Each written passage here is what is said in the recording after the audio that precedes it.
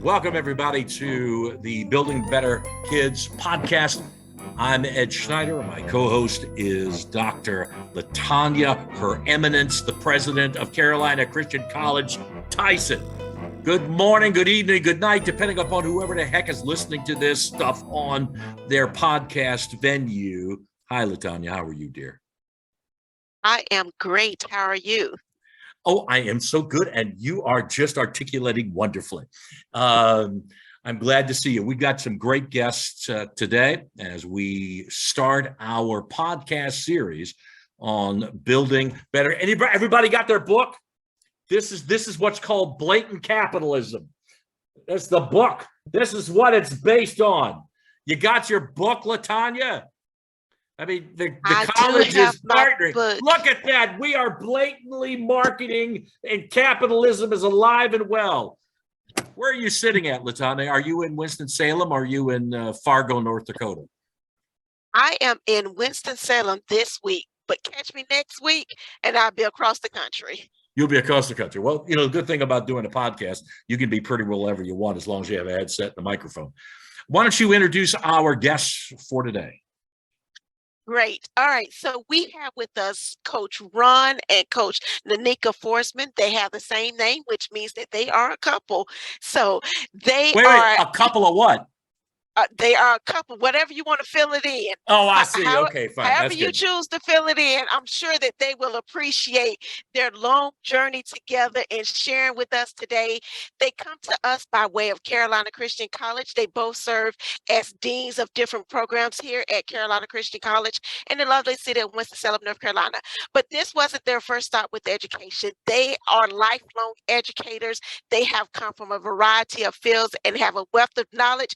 But what's most important, they are a blended family, and we are going to learn so much from them as they help us to build better kids.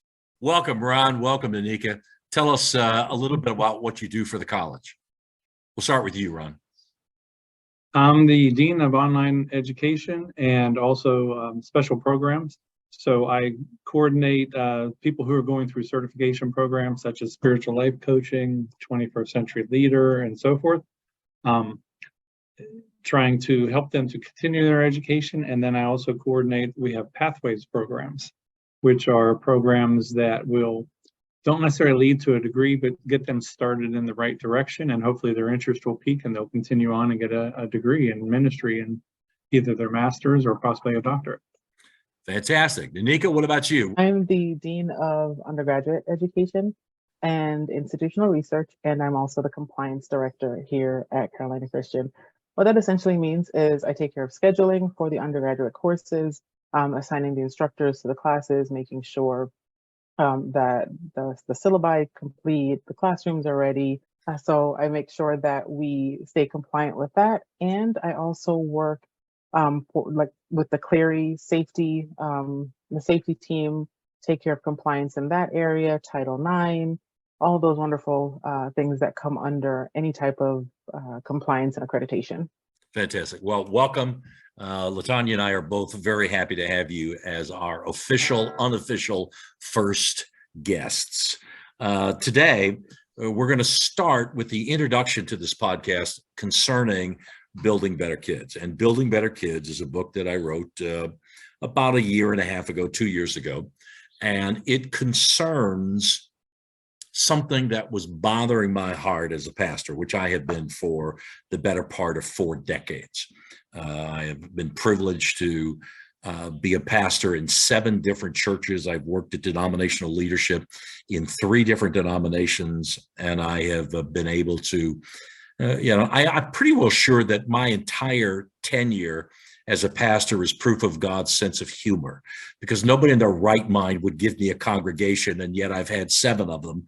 And, 400, 500, I don't know, I stopped counting a long time ago, churches from 17 different denominations where I've preached or taught any number of topics. And I am greatly concerned. I don't know about you, Tanya, but I am concerned about where the Christian church is, what it is doing, but most importantly, what it's not doing. It is not making a commitment to build better kids. At the very least, they are attempting to indoctrinate in exaggerated Sunday school, or as Coach Ron will tell you, life groups that are watered down for kids.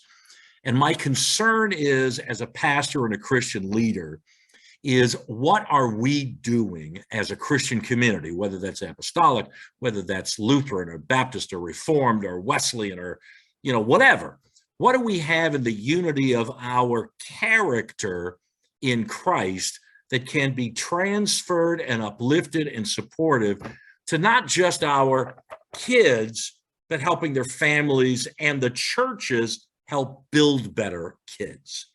And so we wrote this book, and we're going to talk today with our guests about just their thoughts on a couple of topics and kind of get us off the starting line with this podcast. And again, we're going to do these on a regular basis and build up and work through the entire. I'm going to do it one more time. Hold up your book, LaTanya. Hold your book. As we work through this book together, okay, while I make a complete fool out of everyone, including the president of Carolina Christian College, we're going to move on to other things besides kids, like building better colleges, building better communities, building better leadership, building better biracial marriages. How about that one? You like that, Nneka? Okay, whatever that may be. Building better husbands who actually pick up their crap. Okay, that would be. Pick up my crap. Oh yes, very good. We'll keep that lie going. LaTanya, I'll turn it over to you. What's the first question you have for our guests? All right. So as we talk about building better kids, we often bring this subject back to character development. And so, Ron, my first question is for you. Considering how the lack of character development has been taken out of our school system, with your experience as a principal, how would you say the lack of character development has affected the schools, the teachers, the staff, the communities that you've been involved with? You can always tell the parents and the families who work with their children on becoming good young men and women, children who say please and thank you, yes and no, and all of those things.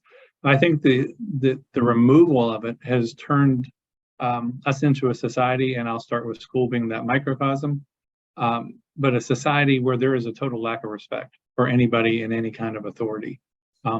Students don't respect their parents, they don't respect others. And then the parents also set a bad example by not showing and demonstrating respect, because a lot of times parents will come in to a school and act a fool and carry on right in front of their child, setting the example that this is okay behavior. So I think what we've had is just a society that's watering down good character, good moral values, respect, value of education, all of those things. They just keep piling, and one leads to the other. All right. Well, Nneka, let me follow up with what your husband just talked about. Relative to church life, do you see the same kinds of microcosms of behavior and or accepted negative behavior in churches as well? I think you can see that, and the struggle as parents who want to make sure that we're raising children who are rooted in Christianity in terms of a relationship with God through Jesus, and understanding the showing love or showing Christ's love through the way we interact with other people and behave towards other people. The struggle for us was to find a church community that where not only the parents, but the church itself is trying to make sure that they're building that that foundation of respect, that foundation of good moral value, good moral character. And I can see where it can get away sometimes, because what you have is the same parents that are going to the schools and, as my husband, brought out, acting the fool. These are some of the same individuals that are at the church, sometimes acting the fool towards their pastors, towards the elders, towards, the deacons at their various religious institutions. So we can see that, and it's important as a church body that as we are a community raising children, because it's a cliche for a reason. It takes a village to raise a child. It's important that as that village, we are showing the love and the foundation of Christ in the way that we treat others, and demonstrating that and modeling that for our children, so that they can grow up to be respectful, understanding adults of good moral character.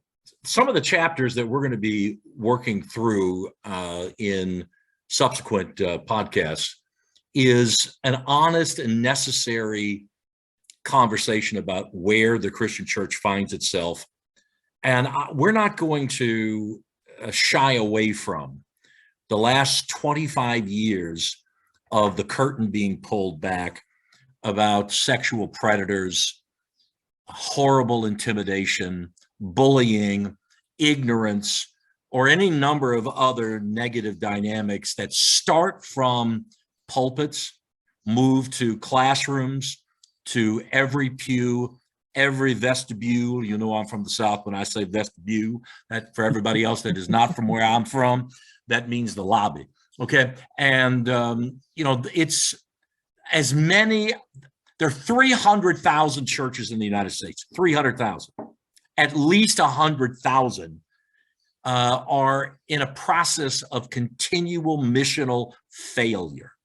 And one of the reasons, LaTanya, that, and I don't know what your thoughts on that, but one of the reasons why they are in this sense of practical demise is because they've lost their way in what is their basic building blocks of Christian faith and character. You don't have to wait until you've got 6 degrees to demonstrate positive, healthy, loving, supportive, Christian character traits and actions. It starts with children. As Nneka just said, if you're looking for a church, any church, doesn't matter where it is, but do they have these building blocks? You know, on the front of the book, there's a reason why I put those little building blocks for kids on there. And it says, you know, serving others and passionate learners and leadership and healthy and active listening and empathy and trusting God, life affirming, a creative and deeply loved. Wouldn't you love to have a house full of those kind of folks preaching and teaching too? We're talking about kids. Well, the reality is, as the good principal Ron and Coach Ron told you, if you don't see it at home, you're not going to hear it in the car. If you're not going to hear it in the car, you're not going to see it getting out in the parking lot. If you're not going to see it getting out in the parking lot, you're going to watch your parents, using Ron's language, acting like a fool wherever they're going. Nneka, let me ask you this.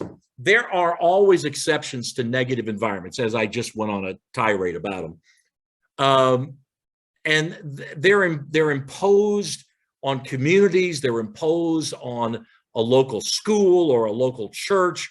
Have you witnessed examples of kids, despite really tangible difficulties in their lives, that they still come out being great human beings, even though the circumstances would say there's no way they're going to do that? Have you seen that, Nneka?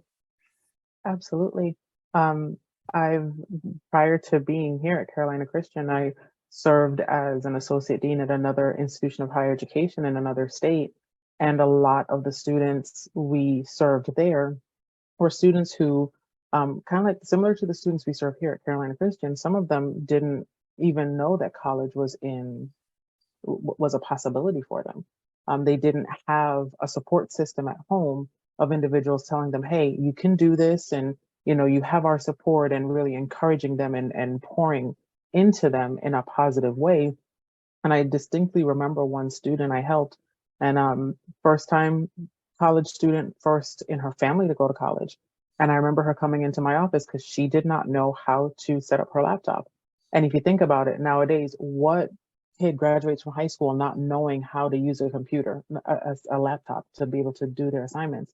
And I sat with her for a good 20 to 30 minutes, helping her set it up and, going through some things, and got her connected with a faculty member for some tutoring. And I remember her saying the only support system that she had, the only people she had telling her that she was worthwhile, that she was worth the time, the effort to pour into were the individuals in the building, me and the faculty member who was tutoring her.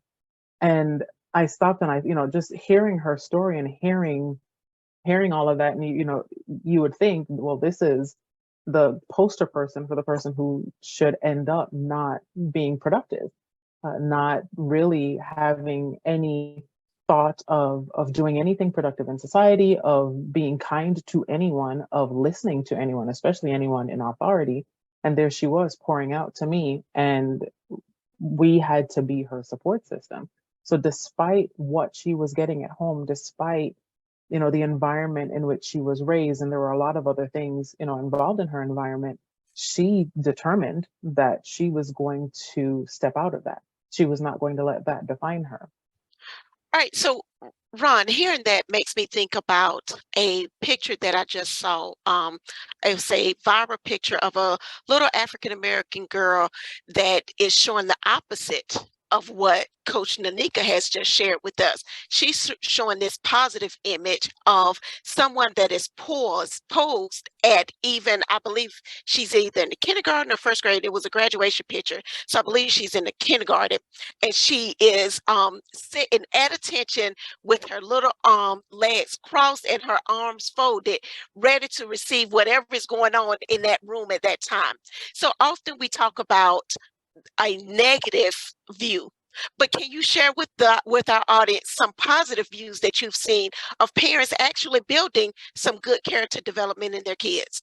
One incident comes to mind. It was a family, and they were middle-class family, and the father was very driven. He was an entrepreneur trying to build legendary wealth for his family, something that could be passed on from generation to generation. So one of the first things he did was teaching the principle of money. Earning money, saving money, investing money, and even had the kids were all a part of his LLC and was paying them, and they would take it and he would pay them, say, $10. He'd give them 10 ones and say, you're going to take 2 of these or 20% and put it in the bank, and just going through all of that. So he was teaching the values that aren't really taught in school anymore, let alone anywhere, about being frugal, saving, planning, investing, and growing wealth. But then he also was a strong supporter of education because he did not have a very good education or parents that encouraged that. And he really believed in reading. Everything you see says some of the most successful people were readers, and their vocabulary, all of the things that go along with reading. So he would pay the kids based on reading. Like if they wanted to do something on a weekend, go to a movie, they had to read extra books. They already had to read maybe 20 minutes a day or whatever, but if they read more, they could earn more privileges. So they might read an extra book or read a few more chapters so that on the weekend they could do something different. And he always wanted them to see that putting in work into something that's beneficial for you, even though sometimes you may not like it or whatever, would pay off. So he would treat them based on what they had done. He also would eliminate them from a treat. If they hadn't been reading and doing things, they might not get to go out for ice cream with everyone else. So accountability was a reward and a consequence. Well, let me just say, we've been talking, LaTanya and Nneka and Ron, from the perspective of public education, continuing education. My concern when I wrote this book was the holistic nature of inclusive education. And I don't mean inclusive as in equity. I'm talking about that the church does not need to exclude itself to just teach some warmed over Sunday school stuff. Why would the church not do the same kind of character building things that you're talking about, Nneka or Ron? Why would they eliminate supporting creativity and continual learning and responsibility and accountability and rewards and understand how to treat people and doing the things that allow you to be a tremendous community building entity? There's trouble right here in River City, folk, and it isn't just the local high school or some knucklehead parents. And we're trying to do something about it. I don't want you to miss that in what we're talking about today.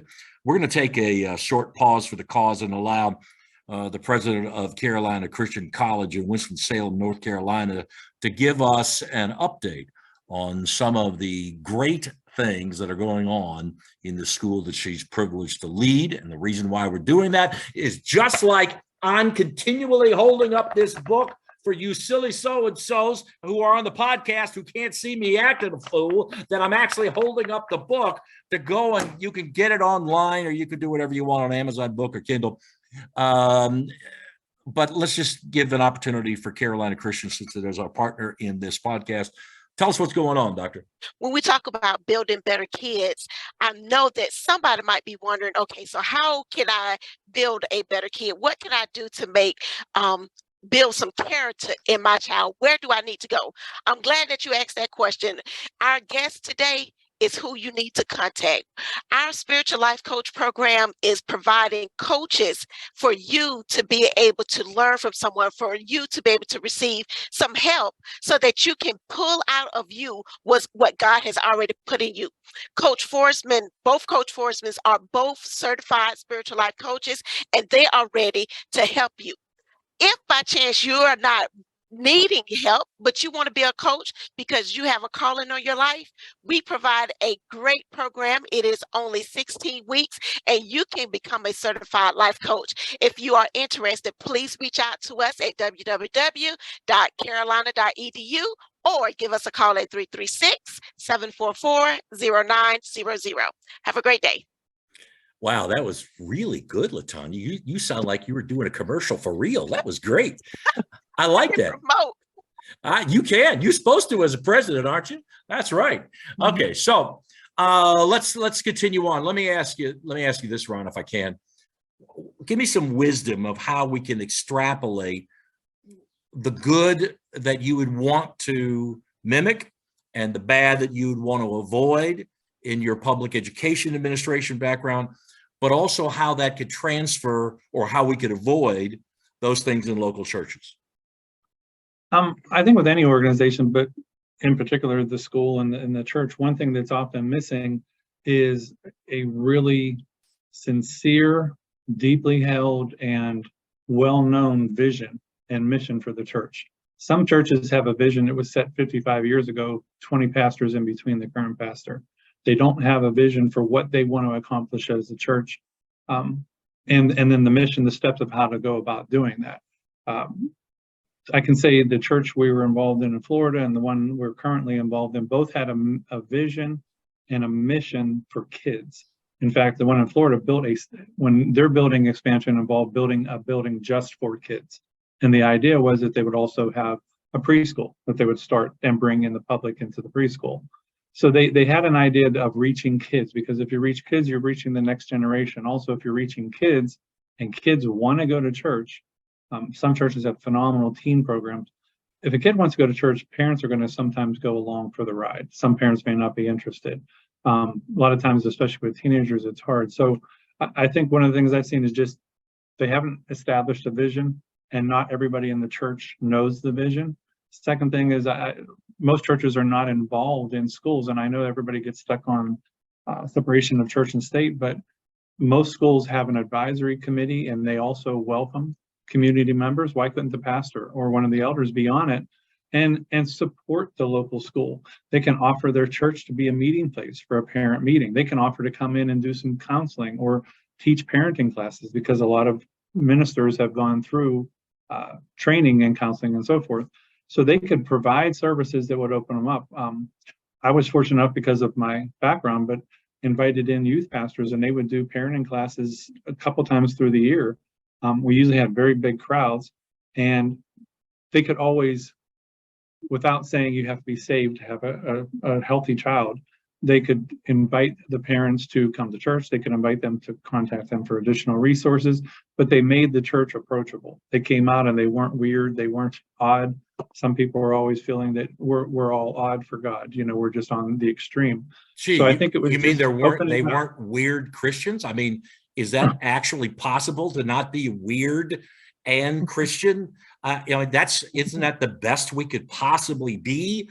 I mean, is there something other than being nuts and crazy and holding up your newest book to continually market it? No, God, that can't be right. I'm sorry. I've just embarrassed the president of the college. Go ahead, LaTanya. You bring up some interesting points. So I will pose my question to you, Nneka. Um, in your experience in education with the other school that you worked at and the current school that you are now serving at here at Carolina Christian College, what kind of practical advice can be afforded to parents and their extended families to help them build healthier environments? I think the biggest thing is just being involved. Being involved is 99% of it. And parents don't always have to know the subject matter or what the students are doing, the content area. Just being involved and showing that they care. That is the biggest step that can be made to help students. And I think that also translates to the church. What can the church do to help families grow, to help children grow, build a secure, solid foundation that will lead to them being productive and to being compassionate, Christ-loving individuals who are going to love others the way Christ has called us to love. And that's being involved.